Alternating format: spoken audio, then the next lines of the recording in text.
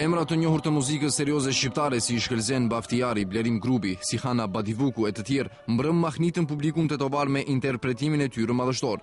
Ndonë se një koncert i tillë i muzikës klasike realizohej për herë të parë në Tetov, por organizatorët kënaqësi të veçantë paraqitin interesimi i madh i qytetarëve për ta ndjekur koncertin. Realisht kishim pak skepticizëm se a do kemi publik apo jo.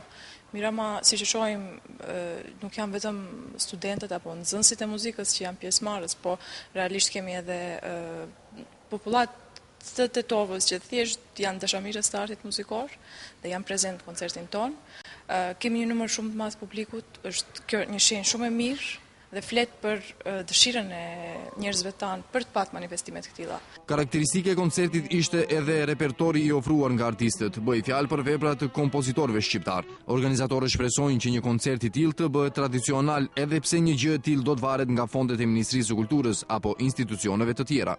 Ne shpresojmë që ky të jetë një manifestim që do mbahet çdo vit, të ketë një gjatësi, po çdo gjë varet nga mbështetja e institucioneve shtetërore dhe nga publiku normalisht. Koncerti do vazhdojë edhe për 2 ditë të tjera me trio Semazen që do mbahet të martën në Oda, ndërsa do të përfundojë me një tribun mbi entomuzikologjin. Kjo ishte hera e parë që një koncert i tillë muzikës serioze mbahet në Pallatin e Kulturës në Tetov. Ai u organizua nga shoqata Allegretto dhe u përkrah financiarisht nga Ministria e Kulturës.